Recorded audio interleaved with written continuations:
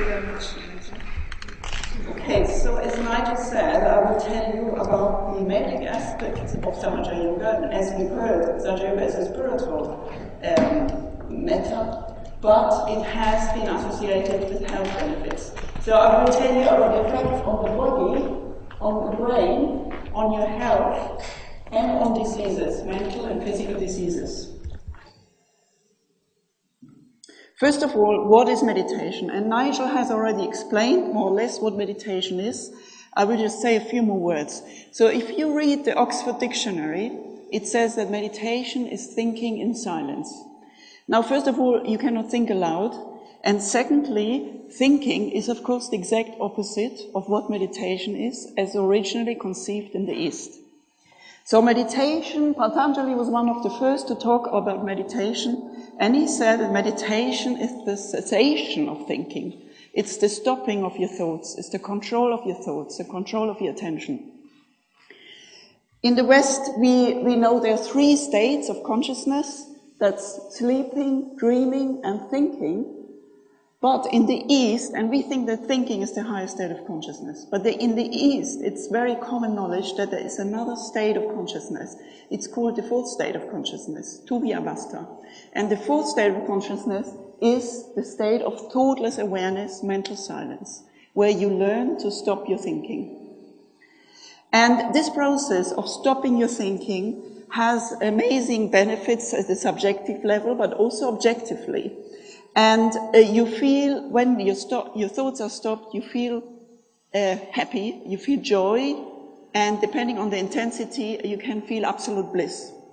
So there are several subjective correlates what you feel when you meditate, which I've listed here, and which, however, have health implications. And as I said before, in the West, we are not really interested in spiritual things, but we are very much interested in our health, and in fact, we are obsessed with our health. And it's the health benefits which have actually attracted all the interest in Western science. So over the last years, there has been a lot of studies on meditation because people have realized meditation actually leads to better health. And so what you feel when you meditate, you feel an overwhelming calmness, and this is a calmness which goes much more beyond normal relaxation. Because when we relax, you relax the body, and if you lie on the sofa, you may be relaxed, but if you worry about the future, you're not really relaxed. So when you're thoughtless, you don't just relax the body, you also relax the mind and your brain. And you cannot do it with any other way. You can only do it by stopping to think, stopping to worry about the future, stopping to ruminate about the past, and be in the present. So this overwhelming feeling of peace within, calmness, is associated with stress relief, and I'll show you later how. When you're mentally silent, you have a better mental balance. And this is because if you think about it, all mental disorders are actually characterized by thought problems. If you have schizophrenia, you have paranoid thoughts. If you're obsessive-compulsive, you have obsessive thoughts. If you're ADHD, you have racing thoughts. And if you're depressed, you have negative thoughts which you ruminate about. So it has also been shown that all disorders, all mental disorders, they have more mental clutter. This has been shown over recent years. And meditation, of course, is a reduction of the mental clutter, because that's what it is. You stop your thinking, so you have no mental clutter, or you have less mental clutter. So therefore, mental silence is a state of super mental balance, more than normal people have. So because if you meditate and you have less mental clutter than a normal person, you're super healthy and super balanced mentally. When you don't have any thoughts, you're much more concentrated and you're much more alert because you're pure consciousness without the content, which are the thought and emotions. And if you go through life, the whole day you throw out your thoughts and your emotions into the world, and you don't really see reality as it really is, because you have the intermediation of your thoughts and your emotions. So when you have no thoughts, you absorb reality as it really is. So for example, if you're now listening to me, you may be thinking of the dinner later, and you may have to inhibit your thoughts in order to actually listen or attend. If you have no thoughts, you absorb information much quicker. And it has been shown that children who meditate have better attention at school, Zen Buddhists who have meditated for a long time have better attention, And it has been associated with better productivity at work, because if you're more concentrated and have no mental clutter, you're actually more focused. Another very interesting feature, which I said before, when you have no thoughts, you feel happy, you feel bliss, you feel joy. And this, of course, if you have these positive emotions during your meditation, because it's so peaceful and so pleasant, this state of mental silence, then you carry this over into daily life, and this leads to more positive emotions.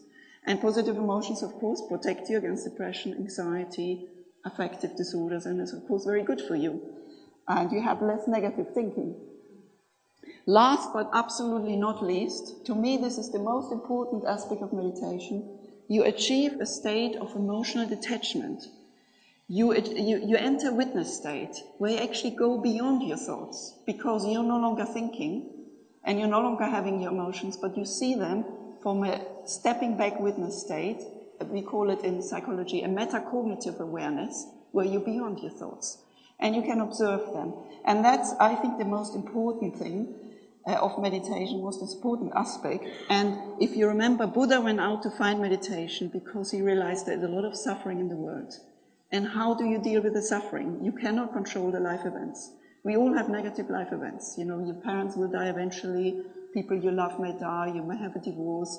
Whatever happens to you, you cannot really control those life events. But what you can control is how you actually deal with those life events and how you perceive them. You can control your state of mind and your thoughts and your emotions. And that you do via meditation, and that's the only way. Only through meditation you can actually enter a witness state, which makes you emotionally more resilient. And I think this is the most important aspect of meditation, because who wouldn't want to be happy and sail through life in a sort of serene, happy, joyful way, without being carried away on a roller coaster of emotions constantly, depending on what happens to you. So I think this is crucial. And of course, the state of meditation, of thoughtless awareness, you may have seen, and it has been described in all mystical traditions of all cultures. Here are just a few names: Nirvana, Sahaja Samadhi, Satori, Yoga, which means union, Zen, Tao. And in the West, we had our own meditation, our own tradition of mental silence, which were the Christian Gnostics. And Gnosis means, of course, knowledge, which means the knowledge of yourself. And that yourself, you're not just these thoughts and these emotions, but you're a different thing. You're actually a spiritual person which can go beyond the thoughts and emotions. So the claims I will try to prove to you today and show you medical evidence is that meditation, in fact, has an effect on the body, because mental silence reduces stress and it activates the parasympathetic nervous system, which restores bodily functions.